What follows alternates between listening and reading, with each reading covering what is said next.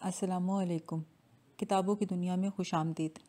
ناہید سلطانہ اختر کی ناول زندان میں پھول کی قسط نمبر 2 آپ کے پیش خدمت ہے۔ بھیا نے ممی سے پوچھا، کیا نانی جان ہمیں ریسیو کرنے اسٹیشن پر آئیں گی؟ نہیں بیٹا، تمہارے نانا جان بہت بیمار ہیں، وہ انہیں اکیلا چھوڑ کر نہیں آ سکتی۔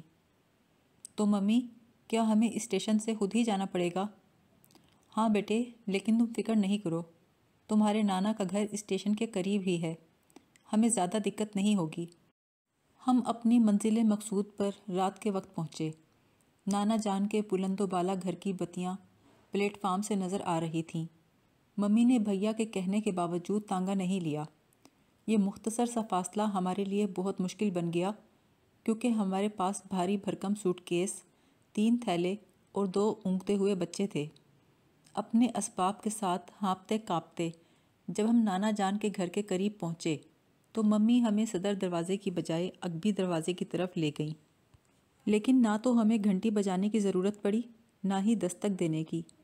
جیسے ہی ہم چوبی دروازے پر پہنچے، دروازہ تیزی سے کھل گیا۔ ہم نے ایک عمر رسیدہ عورت کو اپنے روبرو کھڑے پایا، جن کے بارے میں ممی نے ہمیں بتایا کہ وہ ہماری نانی جان تھیں۔ ابھی ہم سلام بھی نہ کر پائے تھے کہ نانی جان نے گھٹی گھٹی آواز میں کہا، جلدی سے اندر آ جاؤ۔ وہ ایک بہت بڑا بلند و بالا مکان تھا، جس کی بالائی منزلوں پر مدھم سی روشنی اور پراسرار خاموشی طاری تھی۔ نانی جان کی سرکردگی میں ہم ایک تنگ چکردار زینے سے اوپر چڑھنے لگے۔ متعدد کمروں، بڑے بڑے ہالز اور راہداریوں سے گزرنے کے بعد ہم ایک چوبی دروازے کے سامنے رکے۔ نانی جان نے ایک چابی سے دروازے کا قفل کھولا اور ہمیں اندر داخل ہونے کا اشارہ کیا۔ وہ ایک بڑا سا ہال کمرہ تھا، جس میں 2 مسیریاں بچھی تھیں۔ کمرے کے وسط میں پرانی طرز کی ایک ڈائننگ ٹیبل تھی، ایک جانب بڑی سی الماری تھی، اس کے بالکل ساتھ ایک سنگار میز رکھی تھی۔ اس کمرے میں فرش پر قالین بچھا ہوا تھا۔ کمرے کے ایک کونے میں زینہ تھا، جو نامعلوم کہاں جاتا تھا۔ ہم نے اپنا سامان قالین پر رکھا۔ آپ کیسی ہیں امی؟ ممی نے نانی جان سے پوچھا۔ زندہ ہوں، خاصی تلخی سے جواب دیا گیا۔ بابا کیسے ہیں؟ زندگی سے دور، موت کے بہت نزدیک۔ ممی نے شرمندہ سا ہو کر ہماری طرف دیکھا۔ کیا کھانے کی ضرورت ہے؟ نانی جان نے پوچھا۔ ممی نے ہچکچاتے ہوئے کہا، جی بچے بھوکے ہیں، میں کچھ کھانے کو لے کر آتی ہوں، تم بچوں سے بولو کہ کوئی آواز نہ نکالیں۔ اتنا کہہ کر وہ کمرے سے چلی گئیں۔ حارث اور فرحین نیند سے بے حال تھے، ساتھ ہی بھوکے بھی تھے۔ دوران سفر ہم میں سے کسی نے کچھ نہیں کھایا تھا۔ مجھے اپنے نانا کے گھر میں اس قدر پراسرار انداز سے داخل ہونے پر حیرت ہو رہی تھی۔ نانی جان نے گلے لگانا تو دور کی بات، سر پر ہاتھ تک نہیں پھیرا تھا۔ میں پوچھنا چاہتی تھی کہ ہم گھر کے پچھلے دروازے سے چوروں کی طرح کیوں داخل ہوئے ہیں؟ کمرے میں پہنچنے تک سارا وقت نانی جان نے ہمیں دبے پاؤں چلنے کی تاکید کیوں کی ہے؟ ہمیں بولنے اور آہٹ پیدا کرنے سے اتنا کیوں منع کیا ہے؟ نانی جان نیچے جاتے وقت کمرے کا دروازہ مقفل کیوں کر کے گئی ہیں؟ لیکن کچھ عجیب سا خوف طاری ہوا اور میں کچھ بھی نہ پوچھ پائی۔ ممی تھیلوں سے سامان نکال کر الماری میں رکھنے لگیں۔ کچھ دیر میں نانی جان ایک بڑی سی باسکٹ ہاتھ میں لیے داخل ہوئیں۔ ممی نے باسکٹ سے ڈبل روٹی، مکھن، جام، پنیر اور بسکٹ پلیٹوں میں رکھے۔ میز پر جگ، گلاس، پلیٹیں، چمچ، کانٹے، پرچ، پیالیاں پہلے سے موجود تھیں۔ ممی کے اشارے پر ہم کرسیوں پر بیٹھ گئے۔ ایک تھرماس میں گرم دودھ تھا، دوسرے میں سوپ۔ ممی نے فرحین اور حارث کو ڈبل روٹی پر جام اور مکھن لگا کر دیا، پھر انہیں ایک ایک پیالی گرم دودھ پلایا۔ دونوں کا نیند سے برا حال تھا، کھانے کے دوران بھی اونگ رہے تھے۔ جیسے ہی ممی نے انہیں بستر پر لٹایا، فوراً سو گئے۔ ہم کھا پی چکے تو ممی نے دونوں تھرماس اور بچ جانے والی اشیاء واپس باسکٹ میں رکھ دیں۔ نانی نے حارث اور فرحین کو ناگواری سے دیکھتے ہوئے ممی سے کہا، شیریں، انہیں الگ الگ بستر پر لٹاؤ اور اپنے بڑے بچوں سے کہو میری بات غور سے سنیں۔ پھر تیوری چڑھا کر ہماری طرف دیکھ کر بولی، ایک مسحری دونوں بہنوں کے لیے ہے، دوسری دونوں بھائیوں کے لیے۔ چھوٹے یا بڑے بہن بھائی مجھے ایک بستر پر کبھی نظر نہ آئیں۔ امی جان، یہ معصوم بچے ہیں، آپس میں بہن بھائی ہیں، آپ کو ان پر۔ ممی کی بات کاٹ کر نانی بولی، شیریں، اس گھر میں میرے اصول چلتے ہیں، اگر کوئی ان اصولوں پر چلنے سے انکار کرے تو ہم اسے اس گھر سے نکال باہر کھڑا کرتے ہیں۔ کیا تم بھول گئیں 15 سال قبل اسی جرم کی پاداش میں تم پر اس گھر کے دروازے بند کیے گئے تھے؟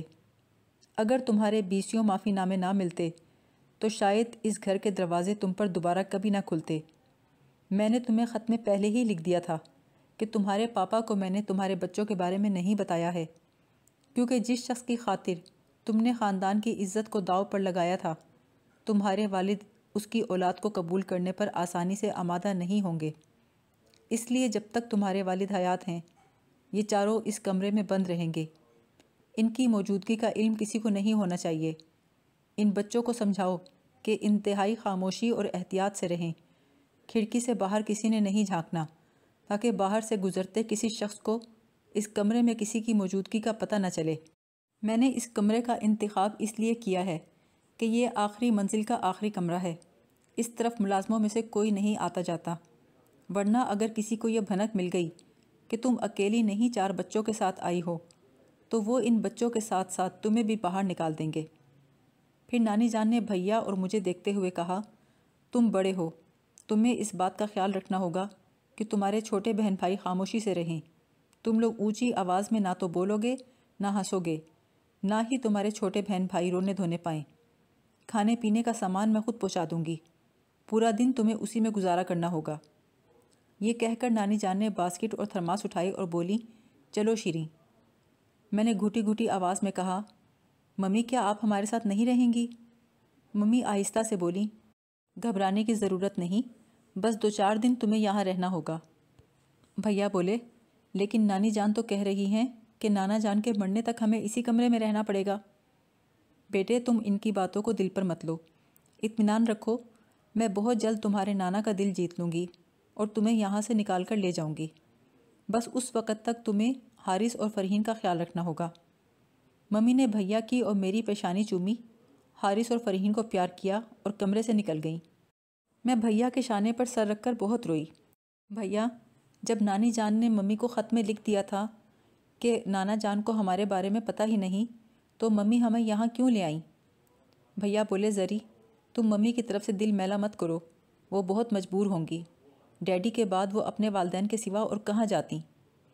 لیکن بھیا، ممی نے سب ملنے والے کو یہ جھوٹ کیوں بولا کہ وہ ہمیں لے کر دہلی جا رہی ہیں؟ اور ڈیڈی کے جو دوست ہمیں رخصت کرنے کو آنا چاہتے تھے ان سے روانگی کی تاریخ کیوں چھپائی؟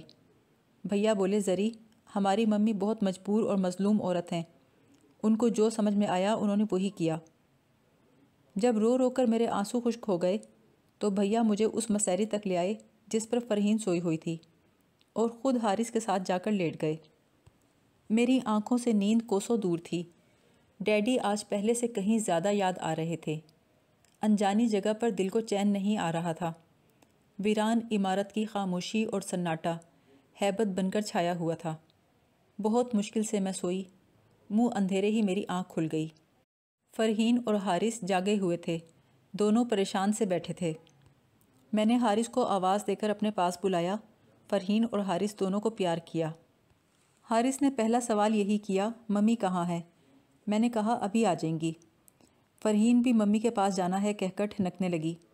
بھیا کی آنکھ کھل گئی تھی، ان کے پاس بھی اس بات کا کوئی جواب نہیں تھا کہ ممی کہاں ہے۔ حارث اور فرحین نے باقاعدہ رونا شروع کیا، ممی کے پاس چلو۔ میں نے کہا، اوہو چلو تم دونوں کا منہ دھلواؤں، ممی آ کر دیکھیں گی کہ ابھی تک بچوں کا منہ بھی نہیں دھلا۔ میں ان دونوں کو واش روم کی طرف لے گئی۔ حوائج ضروریہ سے فراغت کے بعد میں نے ان کے ہاتھ منہ دھلوائے، کپڑے بدلوائے۔ اب وہ دونوں اصرار کرنے لگے، دروازہ کھولو، ممی کے پاس جانا ہے۔ مجبوراً مجھے یہ بتانا پڑا کہ دروازہ باہر سے مقفل ہے۔ باجی لائٹ کھولیں۔ حارث کمرے کے نیم اندھیرے ماحول سے خوفزدہ تھا۔ بھیا نے اسے کہا، یہاں یہی لائٹ ہے، آؤ میں تمہیں کھڑکی کھول کر باہر دکھاتا ہوں۔ یہ کہہ کر بھیا نے پردے سرکا کر ایک کھڑکی تھوڑی سی کھول دی۔ میں نے 2 کرسیاں کھسکا کر کھڑکی کے نزدیک کر دیں اور حارث اور فرحین کو ان پر کھڑا کر دیا۔ باہر دیکھنے میں ان کا دھیان بدل گیا، وہ ذرا بہلے تو بھیا اور میں سکون سے بیٹھے۔ اسی پل دروازے میں چابی گھمانے کی آواز آئی اور نانی جان کمرے میں داخل ہوئیں۔ انہوں نے گھور کر ہمیں دیکھا اور غرا کر کہا، کھڑکی کیوں کھولی؟ حارث اور فرحین سہم کر مجھ سے لپٹ گئے۔ نانی نے تیزی کے ساتھ کھڑکی بند کی اور پردے برابر کر دیے۔ پھر غضبناک نگاہوں سے دیکھتی ہوئی بولی، کھڑکی کس نے کھولی؟ سوری نانی جان، میں نے سر جھکا کر کہا۔ نانی نے پوری قوت سے میرے بال اپنی مٹھیوں میں جکڑ لیے۔ میری آنکھوں میں اندھیرا چھا گیا۔ وہ بولی، کیا میں نے منع نہیں کیا تھا کھڑکی کھولنے کو؟ پھر انہوں نے تڑاخ تڑاخ میرے منہ پر تماچے مارنے شروع کیے۔ حارث اور فرحین بلک بلک کر رونے لگے۔ عارف بھیا نے آگے آ کر کہا، کھڑکی میں نے کھولی تھی، نانی جان مارنا ہے تو مجھے ماریے۔ نانی نے اپنے ہونٹوں پر انگلی رکھ کر حارث اور فرحین کو آنکھیں دکھائیں اور بھیا کی طرف مڑ کر ان کے چہرے پر بڑی بے دردی سے کئی تماچے مارے۔ بولی، یہ پہلی حکم عدولی کی سزا ہے، اگر آئندہ میری کسی ہدایت کی خلاف ورزی کی تو کھال ادھیڑ دوں گی۔ پھر مجھ سے بولیں، لڑکی یہ 3 وقت کا راشن ہے، ضائع نہیں ہونا چاہیے۔ انہوں نے اشیائے خورد و نوش کی باسکٹ اٹھا کر میز پر رکھی اور چلی گئیں۔ حارث اور فرحین سسکیاں لے لے کر رو رہے تھے۔ میرا دل چیخیں مار مار کر رونے کو چاہ رہا تھا۔ بھیا کے گالوں پر انگلیوں کے نشان جمے تھے۔ کبھی ہم اپنے والدین کے لاڈلے بچے ہوا کرتے تھے۔ نانی کے اس رویے نے میرے دل کو زخمی کر دیا۔ اگر حارث اور فرحین کا خیال نہ ہوتا تو اتنی مار کھانے کے بعد کھانے کی چیزوں کو آنکھ اٹھا کر بھی نہ دیکھتی، مگر ان دونوں کی خاطر مجھے خود بھی ناشتہ کرنا پڑا۔ وہ دونوں اتنے خوفزدہ تھے کہ ان کے چہروں کے رنگ اڑے ہوئے تھے۔ ناشتے کے بعد ہم ممی کا انتظار کرنے لگے۔ صبح سے شام ہو گئی لیکن ممی نہیں آئیں۔ فرحین اور حارث چپ چاپ بجھے بجھے سے بیٹھ گئے۔ وہ قید اور زندان جیسے لفظوں سے واقف نہ تھے، لیکن احساس اسیری سے دوچار تھے۔ خوف کے مارے وہ کمرے کے اندر بھی چل پھر نہیں رہے تھے، گم سم سے بیٹھے تھے۔ وہ رات بھی خوف اور پریشانی کی ملی جلی کیفیت میں گزری۔ اگلی صبح نانی جان کھانے کی باسکٹ کے ساتھ ایک کاغذ پر ہدایات تحریر کر کے لائیں۔ اس پر لکھا تھا کہ ہم پر لازم ہے کہ ہم اس کمرے میں بہت تمیز اور خاموشی سے رہیں، شور شرابہ اچھل کود بالکل نہ کریں، کھڑکیوں کے پردے ہرگز نہ سرکائیں، زیرو کے بلب کے علاوہ کوئی لائٹ نہیں جلائیں، نماز کی پابندی کریں، قرآن کی تلاوت کریں۔ بھیا کو ہدایت تھی کہ اپنا پڑھنا لکھنا جاری رکھیں اور چھوٹے بہن بھائیوں کو پڑھنے میں مدد دیں۔ میرے ذمے برتن اور کپڑے دھونے کا کام ہے۔ کمرے اور باتھ روم کی صفائی روز بلا ناغہ کرنی ہوگی۔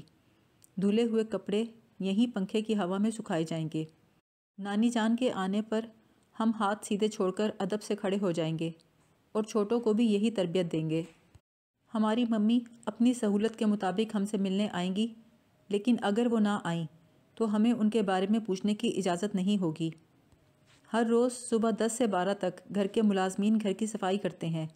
اس دوران ہم بالکل خاموش رہیں گے تاکہ کسی ملازم کو اس کمرے میں کسی کی موجودگی کا شک نہ ہو۔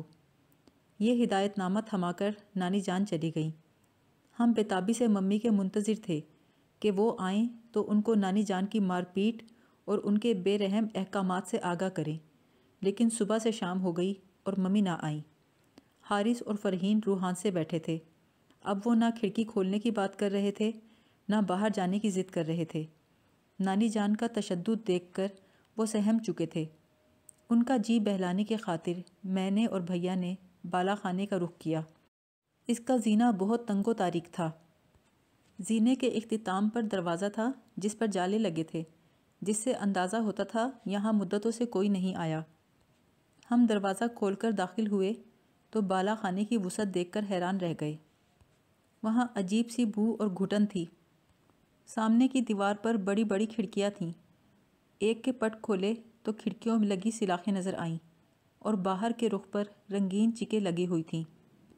چکوں کی تیلیوں سے معمولی سی روشنی چھن چھن کر آنے لگی۔ اس بالا خانے میں ڈھیروں پرانا اور ٹوٹا پھوٹا فرنیچر پڑا تھا۔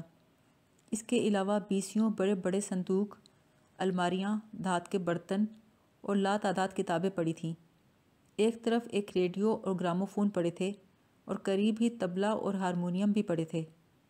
یہاں پرندوں کے ٹوٹے پھوٹے پنجرے اور چوہے دان بھی نظر آئے۔ ایک دیوار کے ساتھ بہت سی فریم شدہ تصاویر رکھی تھیں۔ حارث اور فرحین بہلنے کی بجائے یہاں کے سناٹے اور چلتے پھرتے چوہے دیکھ کر خوفزدہ ہو گئے۔ بھیا نے کہا، میں ساری کھڑکیاں تھوڑی تھوڑی سی کھول دیتا ہوں تاکہ روشنی اور ہوا آئے اور نیچے سے کسی کو کھڑکی کھلنے کا پتہ نہ چلے۔ کھڑکیاں کھلنے سے تھوڑی سی روشنی آئی تو ہم نے پورے بالا خانے کا جائزہ لیا۔ اس پرانے اور فالتو سامان کے ڈھیر میں کچھ کھلونے بھی تھے، جن میں ایک لکڑی کا آگے پیچھے حرکت کرنے والا گھوڑا اور ایک 3 پہیوں والی بائیسیکل بھی تھی۔ ہم نے حارث اور فرحین کو بہت جلد ان کھلونوں سے بہلا لیا۔ بھیا اور میں کھڑکی کے پاس آئے۔ ہم نے چکی تیلیوں میں سے باہر دیکھا۔ سامنے ایک میدان تھا جہاں کہیں کہیں خضرو جھاڑیاں اگی ہوئی تھیں۔ اس میدان کے پار ریل کی پٹری تھی۔ اسی راستے سے ہم اس گھر میں آئے تھے۔ پٹری سے آگے ریلوے اسٹیشن کا سب سے پچھلا پلیٹ فارم تھا۔ پلیٹ فارم ویران پڑا تھا۔ ہم خاموشی سے اس اداس منظر کو دیکھتے رہے۔